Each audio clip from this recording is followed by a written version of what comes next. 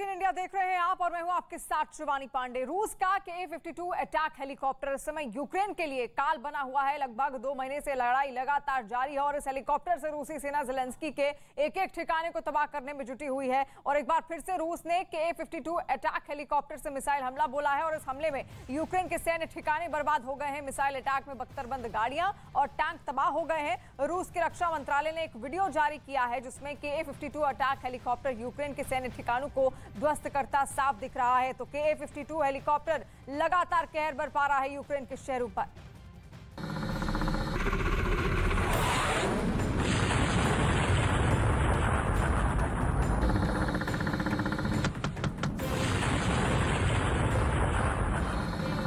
रूस का Ka-52 attack helicopter इस समय यूक्रेन के लिए काल बना हुआ है। इस हेलीकॉप्टर से रूसी सेना ज़ेलेंस्की के एक-एक ठिकाने को तबाह करने में जुटी है।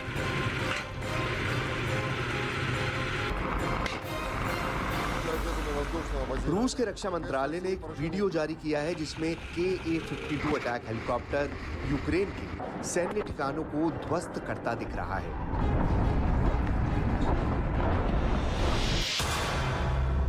पहला टारगेट यूक्रेन के टैंक ध्वस्त।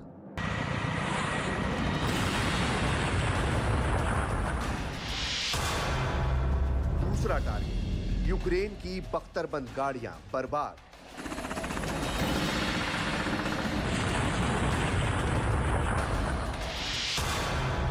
तीसरा टारगेट ज़ेलेंस्की के सैन्य ठिकाने तबाह।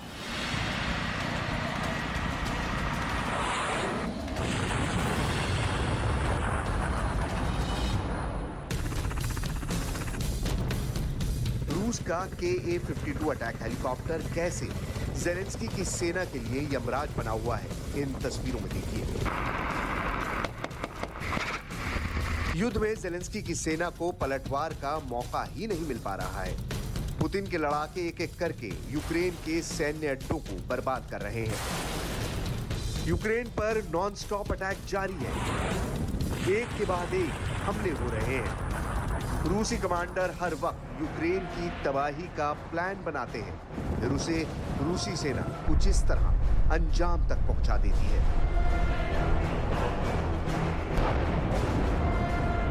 रूस के रक्षा मंत्रालय ने हमले का ताजा वीडियो जारी किया है। इस वीडियो में यूक्रेन की सेना की बर्बादी का मंजर साफ नजर आ रहा है।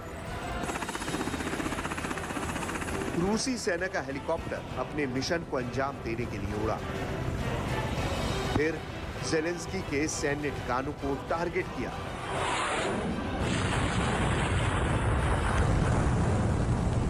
फिर बर्बादी की मिसाइल दाग दी जाती है और अंजाम के तौर पर यूक्रेन की सेना के बर्बाद अड्डे नजर आने लगते हैं। रूस के रक्षा मंत्रालय ने दावा किया है कि Ka-52 अटैक हेलीकॉप्टर के इस मिसाइल हमले में यूक्रेन के 11 सैन्य अड्डों को निशाना बनाया गया, जिसमें यूक्रेन की सेना के टैंक, कई बख्तरबंद गाड़ियां और कई घातक हथियारों को नष्ट कर दिया गया। В течение ночи высокоточными ракетами воздушного базирования ВКС России поражены 11 военных объектов Украины. Среди них 7 опорных пунктов и мест сосредоточения живой силы и военной техники. В результате ударов потери противника составили до 2 рот личного состава, 25 единиц бронетехники и автомобилей. Также в районе населенного пункта Червоная уничтожены 3 склада. रूस के रक्षा मंत्रालय का दावा है कि इस मिसाइल हमले में चेरवोन इलाके में मौजूद यूक्रेन की सेना के कई ठिकाने नष्ट हुए हैं। ऐसे ही रूस की सेना यूक्रेन के कई इलाकों में लगातार हमले कर रही है। इस अटैक का अंजाम सिर्फ और सिर्फ तबाही, बर्बादी के सिवा कुछ नहीं है। और रूस और यूक्रेन की जंग को 60 दिन अब हो चुके हैं। जंग के इतने दिन गुजरने के बाद भी रूस को कोई बड़ी कामयाबी हाथ नहीं लगी है, बल्कि यूक्रेन पूरी तरीके से तबाह हो चुका है। लेकिन रूस की हालत भी कुछ कम खराब नहीं हुई है। जंग में रूस के अब तक 21,600 सैनिकों के मारे जाने का दावा यूक्रेन की ओर से किया गया है। वहीं अब तक 177 लड़ाकू विमानों के मार गिराने का दावा यूक्रेन ने किया है और रूस के 182 ड्रोन अब तक नष्ट किए जा चुके हैं। 143 रूसी रॉकेट लॉन्चर भी यूक्रेन ने तबाह करने का दावा किया है। वहीं 403 तोप भी यूक्रेन ने नष्ट कर दी हैं।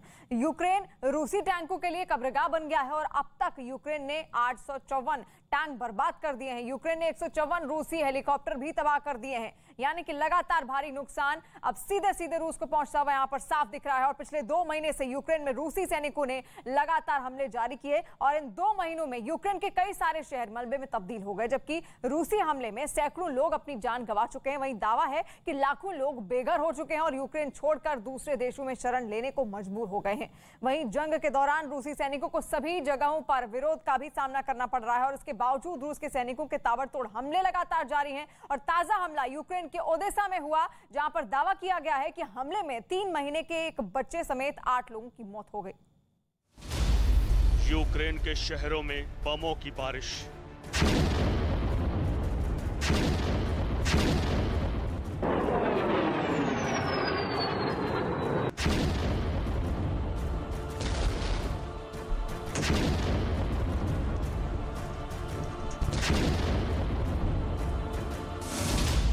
ताबड़तोड़ मिसाइलों से हमला।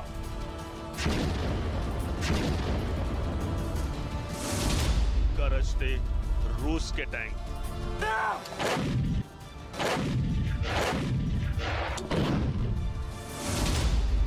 और राख में तब्दील शहर।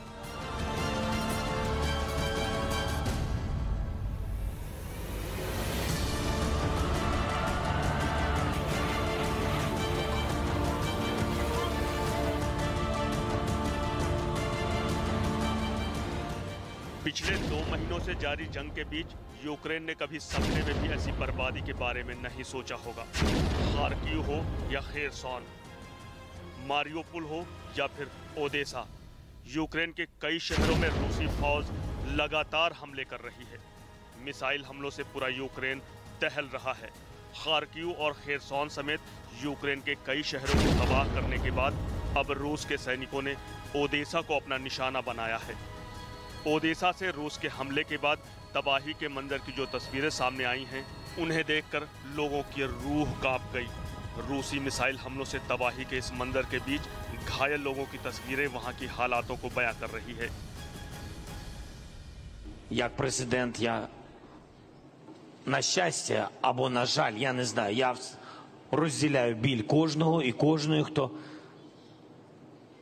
втратив дітей своїх.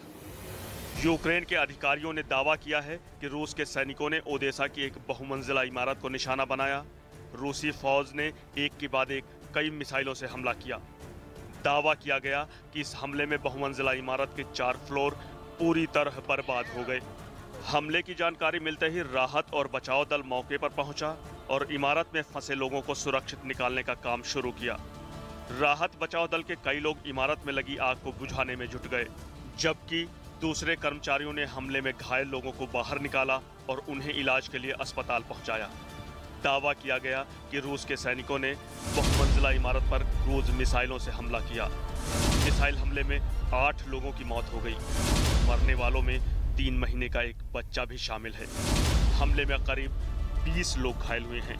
ऐसा नहीं है कि रूस ने इससे पहले ओदेसा पर हमला ना किया हो, लेकिन दावा किया गया कि रूसी सैनिकों ने पहली बार ओदेसा में किसी रिहायशी इमारत को निशाना बनाया। इस हमले के बाद यूक्रेन के राष्ट्रपति ज़ेलेंस्की ने रूस के राष्ट्रपति पुतिन की कड़ी निंदा की और दावा किया कि वो ऐसे हमलों से डरने वाले नहीं हैं। Боїться моя охорона, скажу вам відверто. І дуже боїться моя сім'я. Це щоб зовсім були відвертими ми. Що стосується продовжити тематику зустрічі з президентом Росії, тому я хочу зупинити війну і її закінчити. Є дипломатичний шлях, є шлях військовий. Тож будь-яка здорова людина... पिछले 2 महीने से जारी जंग में यूक्रेन का तो भारी नुकसान हुआ ही, रूस को भी काफी नुकसान उठाना पड़ा है। हालांकि यूक्रेन में इस समय हालात ये हैं कि वहां मौजूद लोग खौफ के साए में जीने को मजबूर हैं। कोई नहीं जानता कि कौन सा बम, कौन सी मिसाइल किस वक्त कहां आकर गिरे और उनकी जान पर बनाए।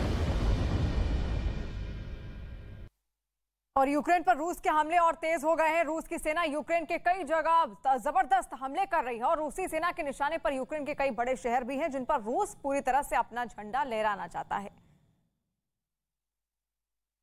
और अब वॉल ग्राफिक्स के जरिए और मैप के जरिए भी हम आपको समझाने की कोशिश करेंगे कि आखिर यूक्रेन में इस वक्त क्या हालात बने हुए हैं। यूक्रेन का नक्शा आप देख रहे हैं और सबसे ज्यादा तबाही जहां पर इस वक्त यूक्रेन के शहर झेल रहे हैं वो ये सब शहर हैं जो कि जिनकी सीमाएं रूस से सीधे सटीक लगती हैं। स्लोवांस्क में बात करें, खार्किव की बात करें, ज्यूम, रूबजेने, सेवेरोडोनेस्क, डोनेस्क, मारियोपोल, ये तमाम ऐसे क्षेत्र हैं जो कि जिनकी सीमाएं रूसी क्षेत्र से लगती हैं। तो ऐसे में सबसे ज्यादा भीषण तबाही यहीं पर देखने को मिल रही है, क्योंकि रूस की जो रणनीति कहती है वो यही कहती है, उसकी विस्तारवाद की जो सोच कहती है वो यही कहती है कि जो आसपास के इलाके हैं पहले उनको घेरा जाए और उसके बाद उसके लिए आसपास की जो इसके आगे के जो क्षेत्र हैं यानी कि यूक्रेन के आगे के क्षेत्रों पर अटैक करना बेहद आसान हो जाएगा, क्योंकि ये तमाम क्षेत्र उसके कब्जे में पहले ही हो जाएंगे। तो धीरे धीरे करके वो चुन चुन करके तमाम शहरों को अब अपने कब्जे में लेने की फिराक में इस वक्त है।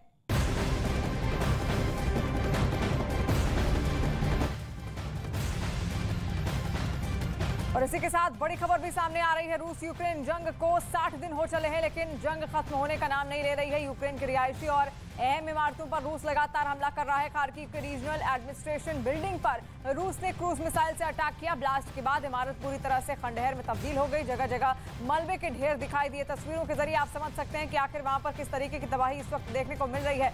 ये मेयर का जो कमरा था उसको किस तरीके से तबाह कर दिया है। प्रशासनिक इमारत ये है और देखिए कागज के टुकड़े जगह जगह बिखरे हुए पड़े हुए हैं, क्योंकि यहाँ पर लगातार एक के बाद एक कई सारे मिसाइल अटैक किए गए। ये प्रशासनिक इमारत है जिसकी तस्वीर इस वक्त आप देख रहे हैं।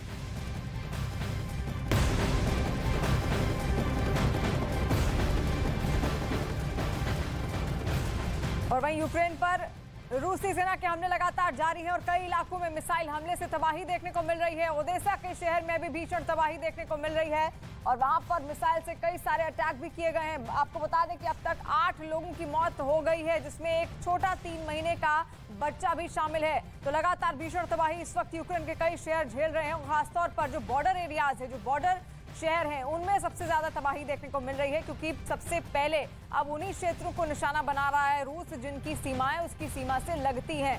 तो तमाम ऐसे इलाके और उसमें ओडेसा भी एक इलाका है और खास तौर पर काफी सारे पोर्ट्स भी यहाँ पर हैं, बख्तरबंद यहाँ पर हैं। तो ऐसे में इस क्षेत्र को भी पूर्ण रूप से तबाह करना चाहता है रूस। वहीं इस वक्त की बड़ी खबर आ रही है। रूस यूक्रेन जंग को 2 महीने पूरे हो चुके हैं। पूरी दुनिया पुतिन से जंग रोकने के लिए लगातार अपील कर रही है। इस बीच पुतिन ईस्टर के मौके पर चर्च पहुंचे और वहां पर प्रार्थना सभा में उन्होंने शिरकत की। इस मौके पर चर्च में लोगों की खासी भीड़ भी देखने को मिली। तस्वीरें भी आप देखिए। ईस्टर के मौके पर पुतिन चर्च पहुंचे थे और वहां पर उनकी ओर से प्रार्थना सभा में हिस्सा लिया गया, प्रार्थना की गई। और वहीं दूसरी ओर लगातार 2 महीने से जंग जारी है और चर्च में उस दौरान काफी सारे लोग भी उनके साथ मौजूद रहे। तस्वीरें देखिए प्रार्थना सभा में किस तरीके से शिरकत करते हुए, शांति की एक तरीके से दुहाई मांगते हुए। लेकिन वहीं दूसरी ओर अगर देखा जाए तो 2 मुंह कह सकते हैं इस वक्त पुतिन के हैं। एक और जहां वो शांति की अपील कर रहे हैं पूरी दुनिया के लिए, लेकिन दूसरी ओर लगातार 2 महीने से यूक्रेन के साथ रूस की जंग भी जारी है। और बड़ी खबर आ रही है, 2 महीने से जंग लगातार जारी है। वहीं यूक्रेन भी जबरदस्त पलटवार कर रहा है। यूक्रेन की एयरफोर्स ने बड़ा दावा किया है। यूक्रेन ने 3 रूसी लड़ाकू विमानों को मार गिराने का दावा किया है। वहीं पिछले 24 घंटे में 5 मिसाइल और 9 यूएवी भी यूक्रेन ने तबाह कर दिए हैं। तस्वीरें भी आप देखिए। लगातार भीषण जंग जारी है। 2 महीने पूरे हो चुके हैं, 60 दिन लगभग पूरे हो चुके हैं, लेकिन अब भी किसी को नहीं पता कि आखिर ये जंग कितनी लंबी खींचेगी, क्योंकि इससे पहले तो शुरुआत में उम्मीद यही की जा रही थी कि 2-3 दिन से ज्यादा ये जंग नहीं चलेगी। लेकिन अब ना पुतिन पीछे हटने को तैयार है और ना ही ज़ेलेंस्की।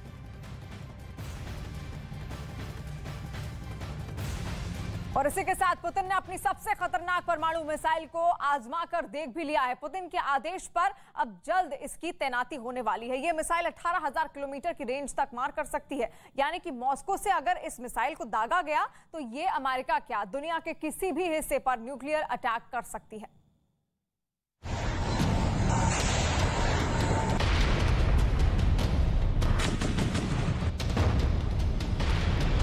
पुतिन ने अपनी सबसे खतरनाक परमाणु मिसाइल को आजमा कर देख लिया है।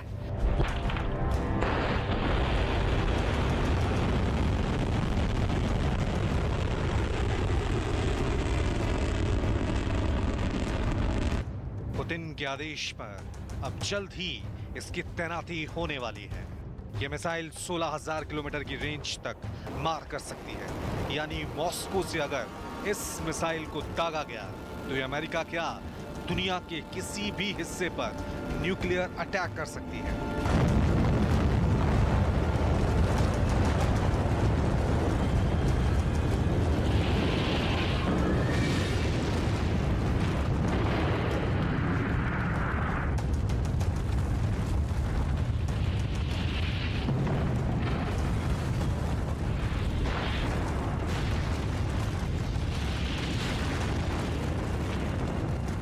इस मिसाइल टेस्ट के बारे में पुतिन ने कहा है कि जो रूस के लिए खतरा पैदा कर रहे हैं, ये मिसाइल उनको सोचने पर मजबूर करेगी।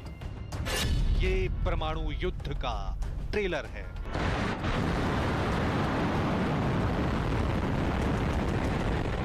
ये पुतिन का परमाणु प्रयोग है। बॉर्डर पर पुतिन का परमाणु missile.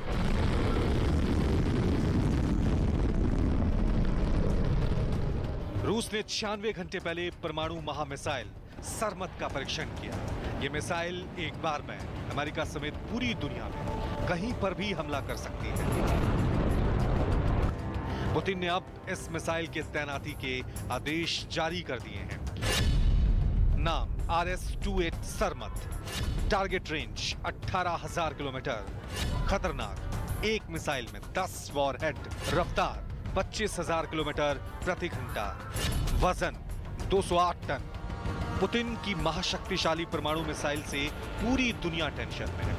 Super heavy intercontinental ballistic missile का पहले परीक्षण हुआ और अब उसे तैनात करने के आदेश जारी कर दिए गए।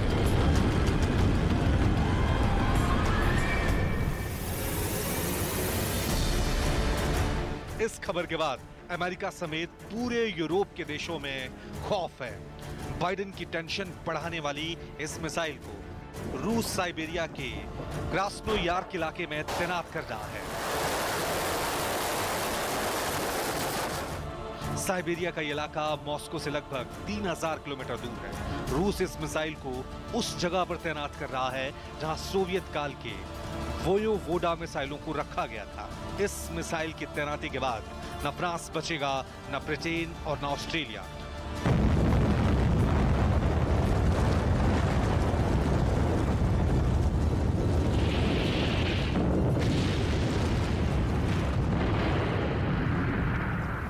और ना ही अमेरिका के महफूज रहने की गारंटी बाकी रह जाएगी, क्योंकि दुनिया के सामने पुतिन ने अपने सबसे घातक मिसाइल की जो तस्वीरें पेश की हैं, वो सिर्फ तबाही का एक ट्रेलर भर है।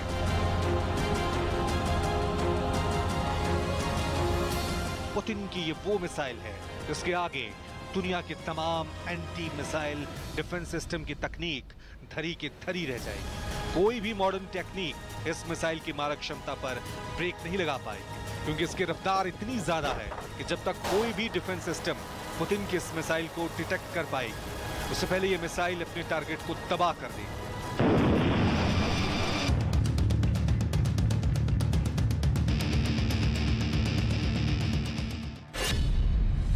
इस मिसाइल के ऊपर 10 से 15 वॉरहेड लगाए जा सकते हैं। सरमत ICBM मिसाइल की लंबाई 35.5 मीटर है। इस मिसाइल का व्यास 3 मीटर है।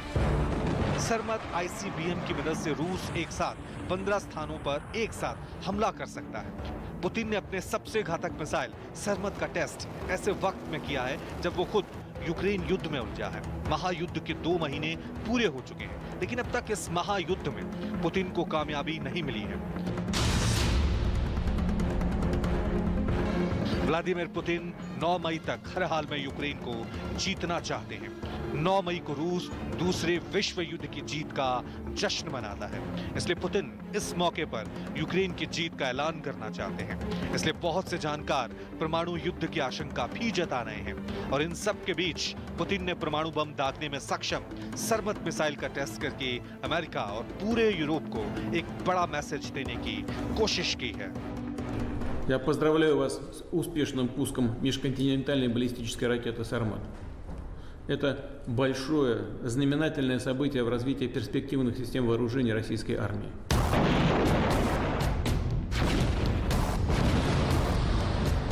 रूस पर हमले की धमकी देने वाले अब 2 बार सोचेंगे। पुतिन का ये दावा यूं ही नहीं है, बल्कि इस दावे के पीछे इंटरकॉन्टिनेंटल बैलिस्टिक मिसाइल सरमत 2 की वो ताकत है जो कि दुनिया में से सबसे घातक हथियार की पहचान दिलाती है। करीब 18,000 किलोमीटर की मारक क्षमता वाली सरमत के टारगेट रेंज में दुनिया के करीब करीब तमाम मुल्क आते हैं, चाहे वो अमेरिका हो, कनाडा हो, यूरोप में ब्रिटेन या फ्रांस या फिर ऑस्ट्रेलिया, कोई भी देश इसकी मारक क्षमता से दूर नहीं है। इस वक्त सरमत का टेस्ट किया जा रहा था, उस वक्त पुतिन इसकी लाइव तस्वीर देख रहे थे। रूस की ओर से दावा किया जा रहा है कि सरमत का टेस्ट पूरी तरह से कामयाब रहा, यानी टेस्ट में सरमत की रफ्तार और इसकी फायरिंग रेंज दोनों खरी उतरी। Задачи пуска выполнены в полном объеме. Подтверждены расчетные характеристики на всех этапах ее полета. Учебные боевые блоки прибыли в заданный район на полигоне Кура на полуострове Камчатка. पुतिन ने अपने सबसे घातक मिसाइल की तैनाती से पूरी दुनिया को यह जता दिया कि यूक्रेन युद्ध में फंसे होने के बावजूद उनके तेवर ढीले नहीं पड़े।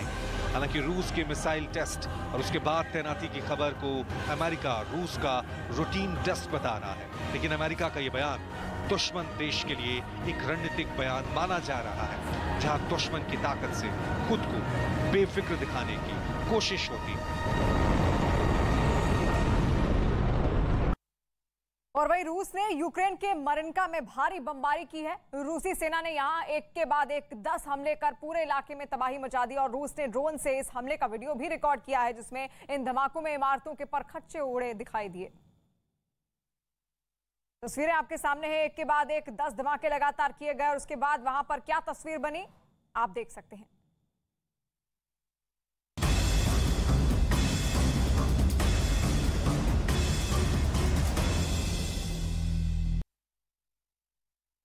ये एक ऐसा दौर है जब विश्व युद्ध की परमाणु घड़ी टिक टिक कर रही है और हर पल परमाणु युद्ध का खतरा बढ़ता जा रहा है। रूस का निशाना अब यूक्रेन के कमांड सेंटर पर है। यूक्रेन पर इस्कंदर मिसाइल के हमले भी लगातार तेज हो गए हैं और इस मिसाइल के साथ ही दूसरे हथियारों की मदद लेकर यूक्रेन के बचे कुछ शहरों को मिट्टी में मिलाने की तैयारी हो चुकी है।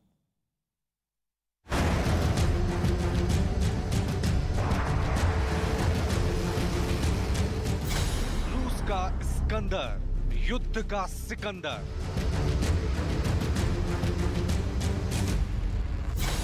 रूस का डेडली हथियार, यूक्रेन पर वार।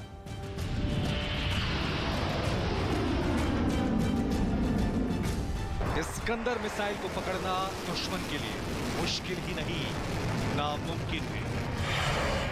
ये मिसाइल इतनी खतरनाक है कि वो डिफेंस सिस्टम को मात देने के लिए अपना रास्ता बदल देती है और उसके बाद टारगेट को तबाह कर देती है। यूक्रेन में तबाही की जो तस्वीर आप देख रहे हैं, ज्यादातर तबाही इसी इस्कंदर मिसाइल से की गई है।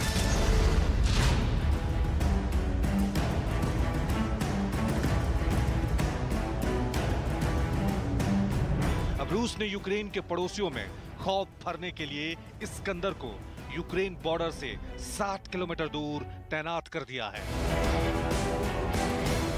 रूस के तैनाती का मकसद साफ है, वो short range ballistic missile Iskander के जरिए यूक्रेन के साथ साथ उनके पड़ोसी देश को भी अपने निशाने पर रखना चाहता है।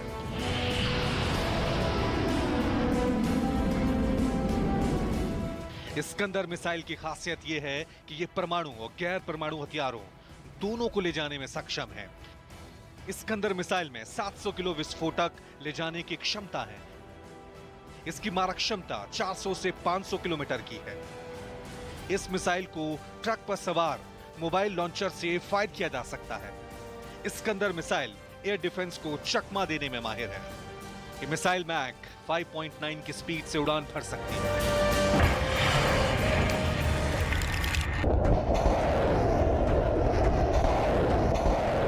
इस्कंदर मिसाइल की मार खाली नहीं जाती, इन पर पुतिन को भरोसा है। इस मिसाइल की ताकत और हमला करने की क्षमता को देख अमेरिका की नींद उड़ी हुई है। अमेरिकी खुफिया एजेंसियां रूस के परमाणु ठिकानों पर लगातार नजरें गड़ाई हुई हैं। उन्हें आशंका है कि रूसी राष्ट्रपति व्लादिमीर पुतिन यूक्रेन युद्ध को खत्म करने के लिए परमाणु हथियारों का इस्तेमाल कर सकते हैं। पुतिन ने पहले ही अमेरिका समेत पूरे नेटो को यूक्रेन युद्ध में शामिल ना होने की चेतावनी दे रखी है। इस्कंदर मिसाइल में 2 solid propellant single stage rocket होते हैं।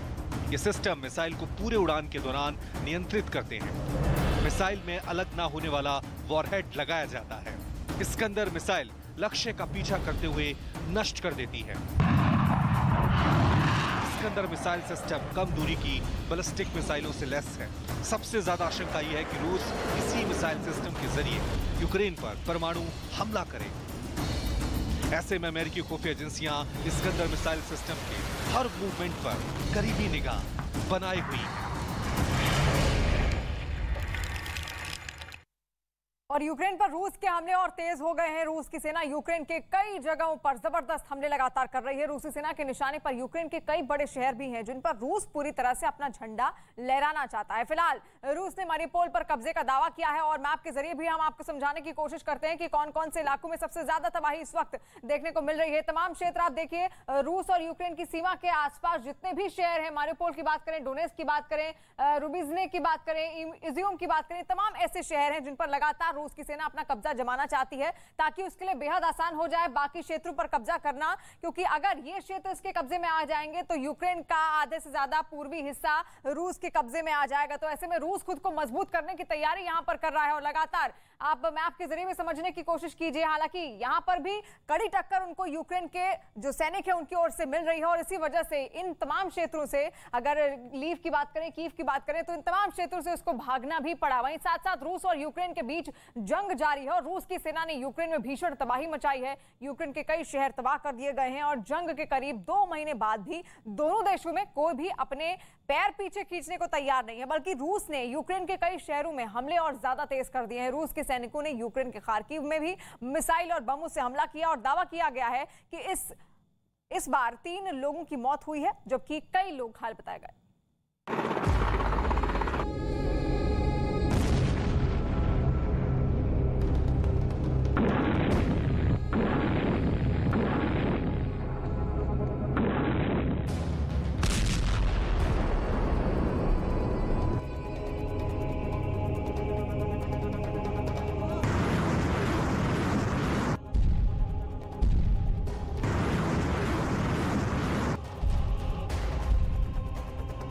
रूस और यूक्रेन के बीच जंग जारी है। रूस की सेना ने यूक्रेन में भीषण तबाही मचाई।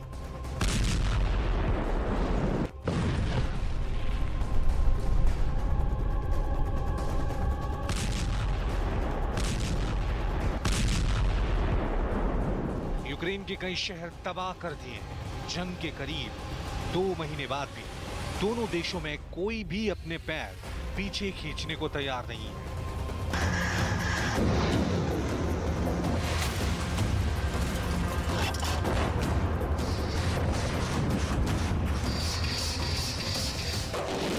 बल्कि रूस ने यूक्रेन के कई शहरों में हमले और तेज कर दिए। रूस के सैनिकों ने यूक्रेन के खार्किव में भी मिसाइल और बमों से हमला किया।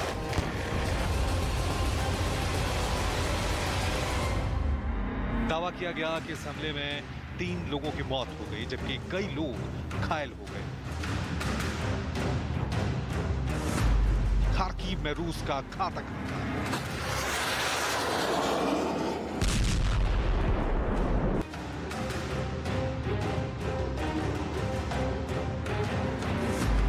हर तरफ तबाही ही तबाही।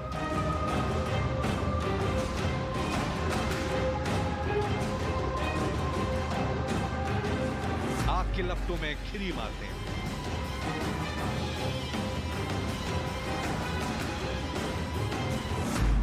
हमले में 3 की मौत।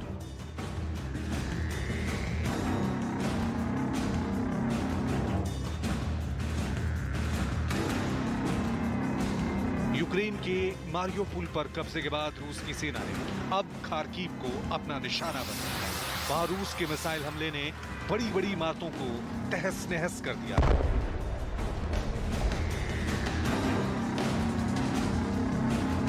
रिहायशी इमारतों पर मिसाइल अटैक और आग के लपटों में खिरी मारते। जंग की ये तस्वीरें देखकर दिल दहल उठता है। हमले में खार्किव के बाद कई इलाके पूरी तरह बर्बाद हो चुके हैं। खंडर बन चुकी इन इमारतों में राहत और बचाव दल के लोग बची जिंदगियों की तलाश करते दिखाई दे। वहीं दमकल विभाग के कर्मचारी इमारतों में लगी आग पर काबू करते नजर आए। दावा है कि यूक्रेन की राजधानी कीव पर रूस कब्जा नहीं कर पाया तो रूसी सैनिकों ने रिहायशी इलाकों को निशाना बनाना शुरू कर दिया। खार्किव के रिहायशी इलाकों पर किया गया रूस का यह हमला इतना भयानक था कि लोगों की चीखें निकल गई।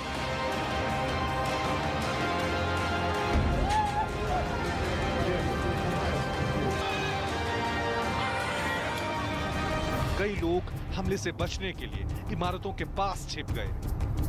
इतना ही नहीं, रूस की बमबारी के बाद कई लोग अपने मकानों में फंस गए, जिन्हें बाहर निकालना राहत और बचाव दल के लोगों के लिए बड़ी चुनौती बन गया। दावा किया गया कि इस हमले में 3 लोगों की मौत हो गई है, जबकि कई लोग घायल हो गए। हमले के बाद खार्किव के गवर्नर खुद अपने दफ्तर पहुंचे और रूसी हमले में तबाह हुए अपने दफ्तर का जायजा लिया। दावा किया गया कि खार्किव में हुए रूसी हमले में अब तक करीब 700 लोग अपनी जान गंवा चुके हैं।